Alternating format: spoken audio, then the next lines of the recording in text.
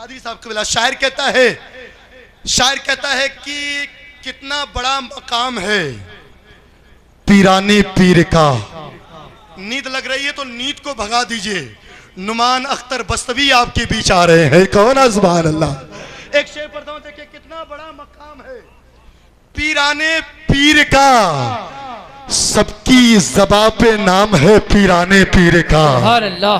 कितना बड़ा मकाम है पीराने पीर का। सबकी ज़बां पे नाम है पीराने पीर का। और उसके करीब मुश्किलें आ ही नहीं सकती। जो बन गया गुलाम है पीराने पीर का। सुभान अल्लाह, सुभान अल्लाह, सुभान अल्लाह। आ ही नहीं सकती जो बन गया गुलाम है पीराने पीर का। और एक नात का शेर पढ़ता हूं। अनवर भाई देखिएगा, इलाहाबाद को कुछ लोगों ने कुछ साल पहले नाइबे देवबंद कहा था। क्या कहा था? नाइबे देवबंद। बात बड़े गौर से सुनिएगा फैजी का। इलाहाबाद को क्या कहा गया था? नाइबे देवबंद। लेकिन जब उसी इलाहाबाद की सरजमीन पर हुजूर मुजाहिदे मिल्लत का कदम पड़ा तो उसी इलाहाबाद को जिसे लोग नाइबे देवबंद कहते थे उसे लोग नाइबे बगदाद के नाम से जानने लगे। उसी इलाहाबाद को लोग नाइबे बगदाद के नाम से जानते थे। इलाहाबाद के एक शायर ने एक शेर कहा था। आप उठेंगे, मुझसे मिलेंगे ना, मुसाफा करेंगे। अब एक शेर पढ़ता हूं, अल्लामा अब्दुल कादिर साहब मिलेंगे मुझसे। शायर कहता है कि इतने बड़े नबी का वसीला दिया कि बस। अब मेरा बस आपकी बीच से गुजरेगा तो आप सवार हो जाइएगा, और सवार नहीं होना चाहेंगे तो वापस हो जाइएगा। हम अपने घर किसी को बैठा लेंगे। शेर सुने, इलाहाबाद का शायर कहता है कि इतने बड़े नबी का वसीला दिया कि बस। मिसले बर्क अर्श पे पहुंची दुआ की बस। रिजवान बोले कि शजरा दिखाइए, मैंने कहा हुजूर की उम्मत कहा कि बस। सुभान अल्लाह। रिजवान बोले, माशाअल्लाह, रिजवान बोले कि शजरा दिखाइए, मैंने कहा हुजूर की उम्मत कहा कि बस। कहा कि बस। ये कौन है?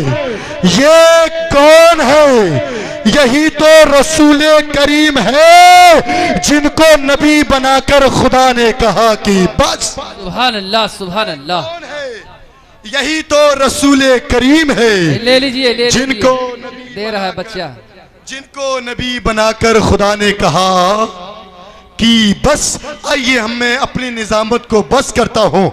मुल्क हिंदुस्तान का एक बेहतरीन लहजे से आप मुलाकात कर लें, जिनसे मेरी मुराद शहकारे तरन्नुम शायर मुल्क हिंदुस्तान बड़े भाई नुमान अख्तर बस्तवी साहिब क़िबला माइक पर तशरीफ ला रहे हैं। जरा हाथों को उठाकर इस्तकबाल कर ले।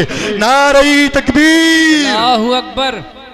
या अल्लाह, जो लोग हाथों को उठा रहे हैं उन्हें मदीना शरीफ पहुंचा दे। बेशक, सुभान अल्लाह। और जय जय नाई उठावत है ओके की चौचा शरीफ पहुंचा दे।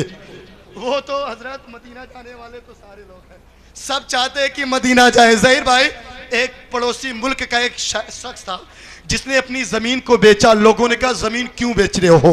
कहा जमीन को बेचकर मदीना जाऊंगा। कहा भी मदीने से हो फिर जाओगे? कहा हाँ, इसलिए जाऊंगा कि हमारी यहाँ की जमीन मदीना शरीफ के कुत्तों से बेहतर नहीं हो सकती है। सुभान अल्लाह। शायर कहता है कि खुदाए पाक बस एक बार बुलाए मदीने में। अगर मदीना जाने वाले बोलेंगे तो इंशाअल्लाह हो सकता है दुआएं कबूल हो जाए।